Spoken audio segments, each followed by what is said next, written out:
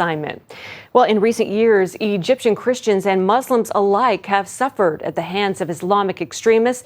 But the light of Jesus shines in the lowliest places. One Egyptian woman picked up her cross and left an affluent life to bring hope to impoverished children surrounded by garbage.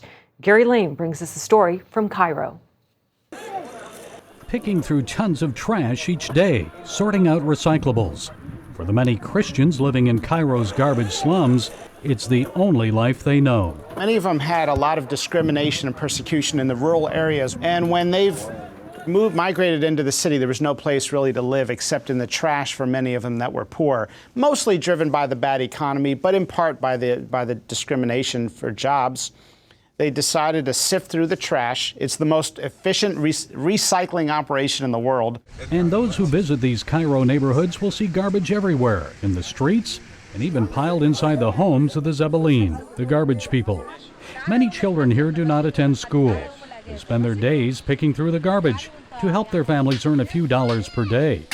It's a hopeless existence, but one Christian's goal is to give them love today and a future tomorrow.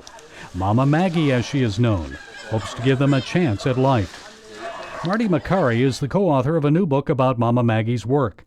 A Johns Hopkins hospital surgeon, Makari traveled to Cairo to learn more about the ministry. Unlike Mother Teresa, who essentially came from poverty and took a vow for poverty, Mama Maggie came from wealth, and during an encounter when she was a successful marketing executive, connected with a child in the garbage slums, a famous district of Cairo that's been mostly neglected.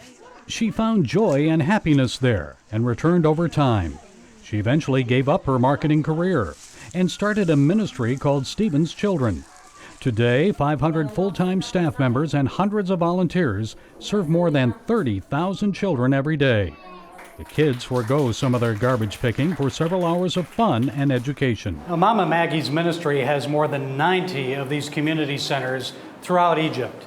And children like these come here not only to learn reading and writing and arithmetic and also values, but how to dream big. Well, many times when the kids are asked, what do you want to do when you grow up, they've never really thought that far in advance. And some of the kids, can you believe, have never been called by their name by anyone, but no one's ever valued them and asked them that question. One girl said she only dreamed of having a piece of tomato to eat. Another child said his dream came true at a Stephen's Children camp. He actually slept in a bed. But dreaming big means learning a skill. Mama Maggie's ministry teaches the children a trade like shoe and clothing manufacturing, marketable skills for earning money and serving others, whether in the garbage slums or elsewhere.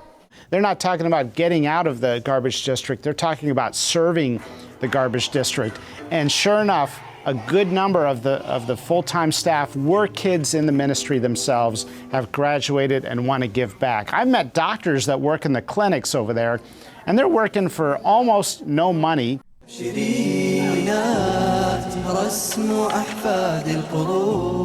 of the 21 Egyptian Christians killed by ISIS in Libya last February were helped by Mama Maggie's ministry. They were kids that she fed and taught and were a part of the group, and 2 of them had become leaders in the ministry, and they're now using that story to teach forgiveness in the Middle East. They're teaching the kids to break the cycle of revenge. What impresses you the most about Mama Maggie?